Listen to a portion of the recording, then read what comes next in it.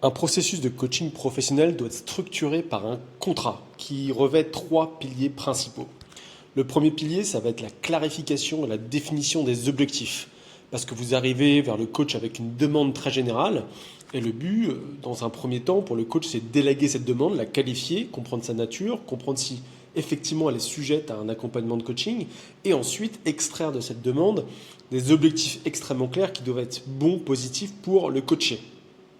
Et à ce moment-là, ces objectifs sont marqués dans le marbre dans un contrat officiel qui est le contrat de coaching, donc qui peut être en papier ou électronique, mais ça doit engager le coach comme le coaché, cette alliance dans l'atteinte des objectifs.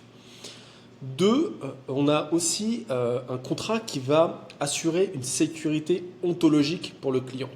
C'est-à-dire qu'en fait, ça engage le coach à user de tout un protocole qui va être éthique et qui va être respectueux des valeurs du client, de sa réalité, de ses capacités, de sorte à véritablement le protéger aussi. Ça doit être un contrat qui sécurise le coaché dans sa démarche de se réinventer, de se transformer, d'aller plus loin vers ses objectifs. Donc en fait, on va lui assurer de mettre un protocole et un espace sécurisé pour qu'il puisse mettre le maximum et la libre expression de ses moyens. Et troisième pilier, bien sûr, c'est un contrat qui est engageant au niveau logistique. Logistique, j'entends quoi par là ?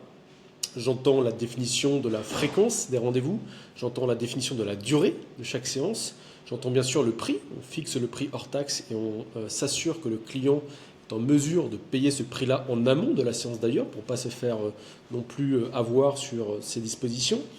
Bref, toute la logistique et l'encadrement du contrat et du processus tel qu'il doit être proposé avec les dispositions, le package de vente quelque part de ce processus-là. Donc ces trois piliers-là forment la nature du contrat qui lie le coaché et le coach. Et quoi qu'il en soit, en passant avec moi, vous verrez que ce point du contrat est abordé dès les premiers échanges et les premières minutes, en ce sens que c'est tellement important et ça protège les deux parties. J'entends bien les deux parties, le coach comme le coaché, qui doivent comprendre dans quelle aventure elles s'embarquent tous les deux